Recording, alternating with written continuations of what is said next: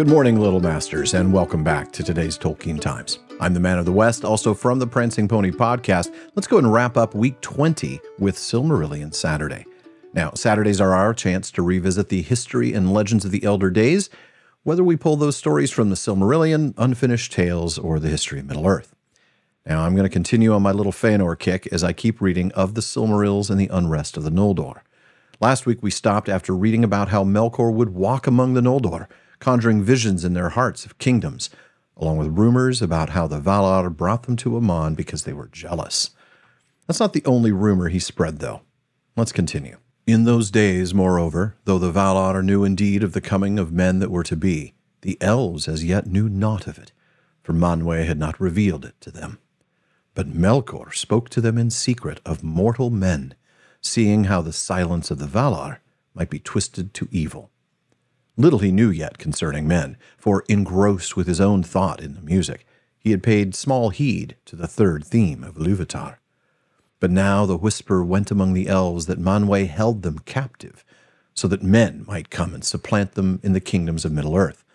For the Valar saw that they might more easily sway this short-lived and weaker race, defrauding the elves of the inheritance of Ilúvatar. Small truth was there in this, and little had the Valar ever prevailed to sway the wills of men. But many of the Noldor believed, or half-believed, the evil words. Thus, ere the Valar were aware, the peace of Valinor was poisoned. The Noldor began to murmur against them, and many became filled with pride, forgetting how much of what they had and knew came to them in gift from the Valar. Fiercest burned the new flame of desire for freedom and wider realms in the eager heart of Fëanor. And Melkor laughed in his secrecy, for to that mark his lies had been addressed, hating Fëanor above all, and lusting ever for the Silmarils. But these he was not suffered to approach, for though at great feasts Fëanor would wear them blazing on his brow, at other times they were guarded close, locked in the deep chambers of his hoard in Tirion. For Fëanor began to love the Silmarils with a greedy love, and grudged the sight of them to all save to his father and his 7 sons. He seldom remembered now that the light within them was not his own. High princes were Fëanor and Fingolfin, the elder sons of Finwë, honored by all in Aman, but now they grew proud and jealous each of his rights and his possessions. Then Melkor set new lies abroad in Eldamar, and whispers came to Fëanor that Fingolfin and his sons were plotting to usurp the leadership of Finwë and of the elder line of Fëanor, and to supplant them by the leave of the Valar, for the Valar were ill-pleased that the Silmarils lay in Tirion and were not committed to their keeping. But to Fingolfin and Finarfin it was said, "Beware, small love has the proud son of Miriel ever had for the children of Indis. Now he has become great, and he has his father in his hand. It will not be long before he drives you forth from Tuna." And when Melkor saw that these lies were smoldering, and that pride and anger were awake among the Noldor, he spoke to them concerning weapons. And in that time the Noldor began the smithying of swords and axes and spears. Shields also they made, displaying the tokens of many houses and kindreds that vied one with another, and these only they wore abroad.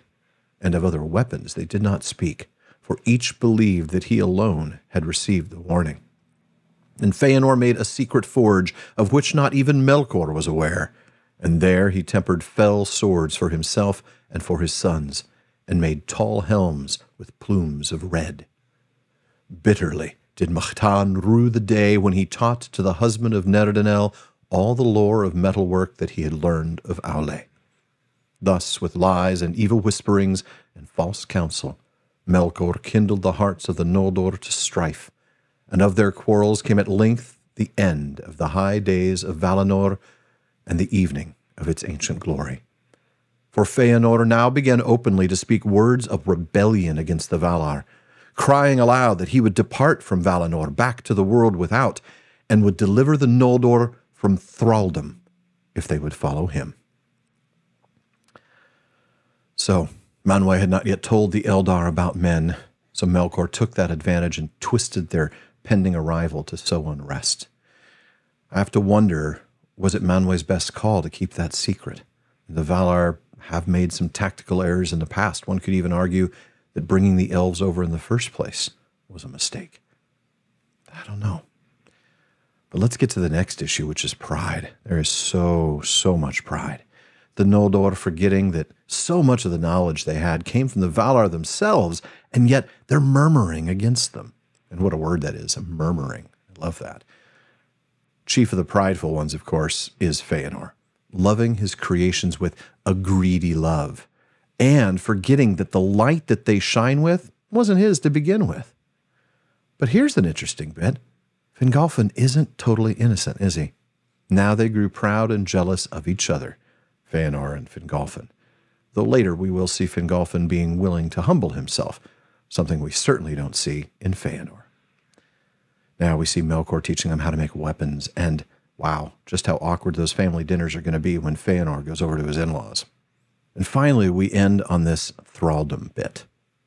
Feanor keeps on using that word. I do not think it means what he thinks it means. We'll keep seeing it, and Feanor sure thinks it applies, but let's be honest, a thrall is somebody who is in someone else's power. The word comes from Old English thrall, meaning slave.